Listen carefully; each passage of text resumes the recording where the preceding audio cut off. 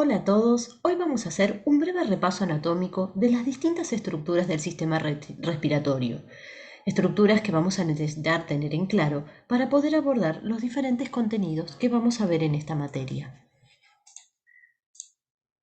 Vamos a hacer un recorrido desde las fosas nasales hasta los pulmones. Vamos a comenzar con las fosas nasales. Como ustedes saben, van a estar divididas en dos por medio del tabique nasal. Es una estructura que tiene forma de cubo, por lo cual vamos a poder reconocer 6 paredes. Vamos a tener un techo formado por las estructuras de los huesos de la base del cráneo, un piso que va a estar formado por los huesos del maxilar y del hueso palatino.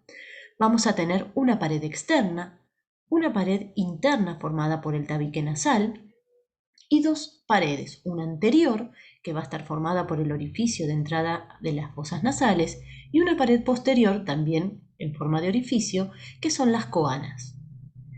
En esta cavidad que estamos viendo en un corte sagital, vamos a reconocer tres zonas importantes. Una región anterior, que es lo que conocemos como región respiratoria, que es el ingreso del aire a la cavidad. Una zona que conocemos como región olfatoria, que es donde salen los filetes nerviosos del bulbo olfatorio, que están apoyados sobre la lámina cribosa.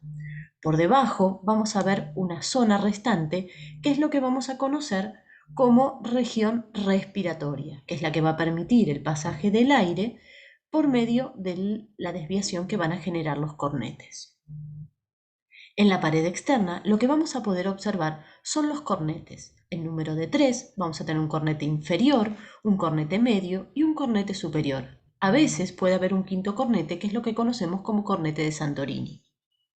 Cada una de esas estructuras vamos a poder ver que tanto los huesos que forman el cráneo y la cara forman senos o espacios. Estos senos en número de 4 van a ser el seno maxilar, el seno etmoidal, el esfenoidal y el frontal. Cada uno de estos espacios van a abrirse hacia la cavidad nasal por medio de orificios que se encuentran generalmente ubicados por debajo de los cornetes en los espacios que nosotros denominamos meatos. Siguiendo nuestro recorrido, vamos a encontrarnos con lo que es la faringe. La faringe se extiende, como ven desde acá, desde la base del cráneo hasta la altura de C6 y en forma de un cono hueco se abre hacia adelante para dar comunicación con lo que van a ser hacia arriba la rinofaringe, hacia abajo con la cavidad oral, que es la bucofaringe, y hacia abajo con lo que es la laringofaringe. Esta estructura va a estar constituida por músculos que vamos a dividir en dos grupos. Músculos constrictores, superior, medio e inferior, que son los que vemos marcados con la flecha azul, y músculos que son los elevadores, el estilofaringio, el salpingofaringio y el palatofaringio. Estas estructuras son importantes tenerlas en cuenta para cuando veamos la mecánica de la deglución. Siguiendo con nuestro recorrido, nos vamos a encontrar con la laringe. La laringe es una estructura cartilaginosa que va a tener tres funciones importantes. Por un lado, es el pasaje del aire, con lo cual es un conducto aéreo. Vamos a encontrar las cuerdas vocales, lo que nos va a permitir tener un órgano de fonación. Y su última función es ser un mecanismo esfinteriano, ya que gracias al cartílago epiglótico, que vemos en este gráfico, se va a bajar como si fuese una tapita que cierra la entrada a la tráquea, permitiendo que cuando una persona va a deglutir, el alimento pase hacia atrás para ir por el esófago al sistema digestivo. Esta laringe se va a extender desde C3 hasta C6. ¿Sí? Y está constituida por cartílagos pares y cartílagos impares. Dentro de los impares vamos a tener el cartílago epiglótico, en azul el cartílago tiroideo y en naranja el cartílago cricoideo. Dentro de los pares vamos a tener el cartílago aritenoides, los corniculados y los cuneiformes. Cada uno de estos cartílagos van a estar unidos entre sí por distintos ligamentos y membranas. La mayoría de ellos llevan el nombre de las estructuras que unen. En esta imagen lo que vamos a ver es la entrada a la laringe. ¿Sí? Vemos el cartílago epiglótico, los cartílagos aritenoides y los corniculados. Y lo que vemos en el fondo es las cuerdas vocales que permiten la entrada a la vía aérea. En esta imagen la vemos abierta y acá las cuerdas vocales cerradas. Fíjense en que es una estructura muy vascularizada, la cual hay que tener cuidado cuando hacemos el manejo de la vía aérea. Si seguimos nuestro recorrido, llegamos a la tráquea. La tráquea es una estructura cartilaginosa, es un conducto hueco que está formado por anillos. Tiene aproximadamente entre 10 y 11 centímetros de longitud y se va a extender desde C6 hasta aproximadamente D5, D4, D5, donde se va a bifurcar para dar orígenes a los bronquios fuentes. En su constitución está formada por anillos incompletos cerrados por detrás por una membrana. ¿Sí? Esta tráquea, cuando se bifurca a través de un cartílago que se llama carina, da origen a los bronquios fuentes. El bronquio fuente derecho es más corto, más grueso y más vertical y va a meterse en lo que es el hilio pulmonar a la altura de T4, T5. Este bronquio, cuando ingrese y se meta dentro del hilio, se va a dividir en tres bronquios fuentes: el bronquio lobar superior, el bronquio lobar medio y el bronquio lobar inferior, para después dividirse dicotómicamente, dando las distintas ramificaciones para ocupar los tres lóbulos pulmonares en el caso del pulmón derecho. El bronquio principal izquierdo es más largo, más fino y más horizontal y va a ingresar un poquito más abajo a la altura de C6 en el hilio pulmonar. En este caso, este bronquio se va a dividir en dos grandes ramas: el bronquio lobar superior y el bronquio lobar inferior, ya que, si recuerdan, el pulmón izquierdo simplemente tiene dos lóbulos. A medida que va ingresando, esta segmentación cartilaginosa va a ir perdiendo de a poco su cartílago y se va a dividir dicotómicamente, dando todas sus ramificaciones, hasta ingresar en un lobulillo pulmonar donde van a empezar a seguir dividiéndose hasta que empiezan a aparecer los alvéolos. Desde el momento que aparece un alvéolo vamos a llamar bronquiolo respiratorio. Se sigue dividiendo y siguen apareciendo más alvéolos, formando el conducto alveolar, para dilatarse luego y formar el atrio y dar nuevamente más dilataciones, que son los sacos alveolares, donde van a estar cada uno de los alvéolos. Estos alvéolos son pequeñas dilataciones globulosas que vamos a ver más adelante, que están muy vascularizadas para poder producir el fenómeno de hematosis. Llegando a los pulmones, vamos a saber que son dos: un pulmón derecho y un pulmón izquierdo, que ocupan la mayor parte del tórax, dejando entre ellos un espacio que es lo que nosotros conocemos como mediastino, un lugar donde va a estar albergando grandes estructuras como el corazón, los grandes vasos como la aorta, las venas pulmonares, las venas cavas, el esófago, nervios que suben y bajan hacia la cabeza o hacia la cavidad abdominal.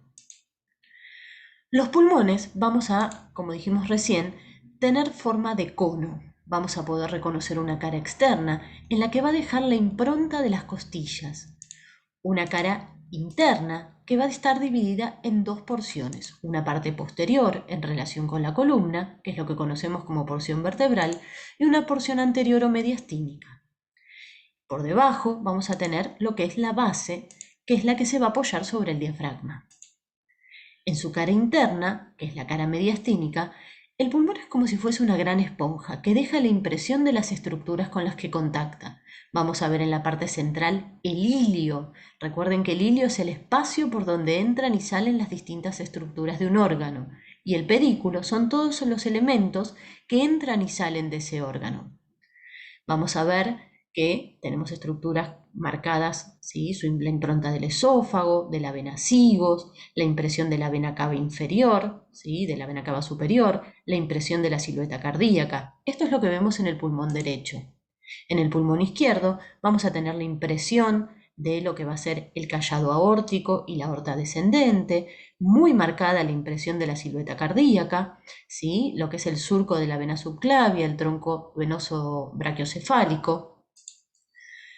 Y como decíamos recién, vemos en las dos caras recortado los que van a ser las estructuras que forman el pedículo. En este pedículo vamos a tener el bronquio principal, la arteria pulmonar, las dos venas pulmonares, las venas y arterias bronquiales, los plexos nerviosos y vasos y ganglios linfáticos.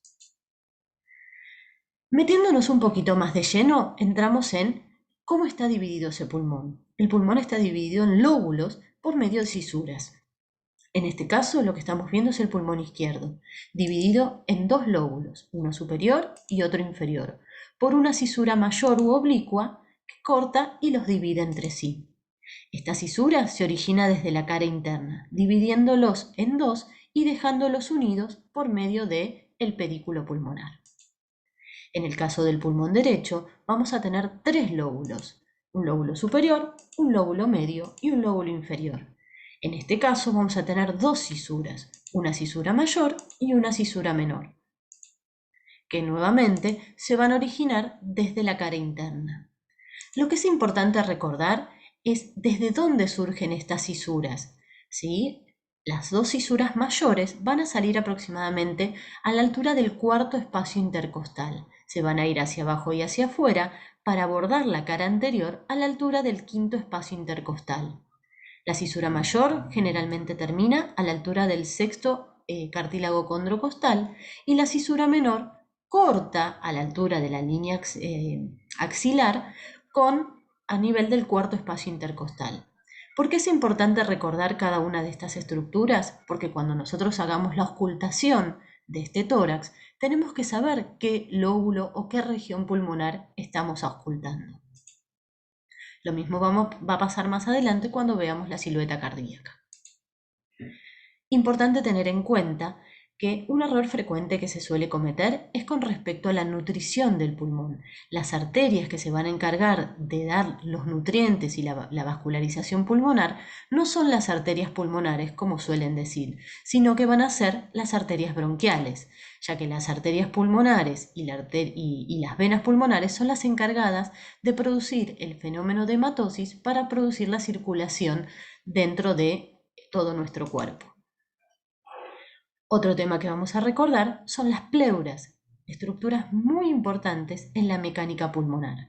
Las pleuras son dos, una pleura visceral que está muy adherida al tejido pulmonar y una pleura parietal que se adhiere a la caja torácica, al diafragma y al mediastino. Entre estas dos hojas vamos a tener un líquido que es lo que conocemos como líquido pleural. Y para ir cerrando este tema, este repaso, vamos a hablar de los músculos. Los músculos son sumamente importantes en la dinámica del sistema respiratorio. Para poder entenderlos desde esta función, los vamos a dividir en dos. Músculos que van a ser inspiradores y expiradores. Y a su vez los vamos a subdividir en principales y accesorios.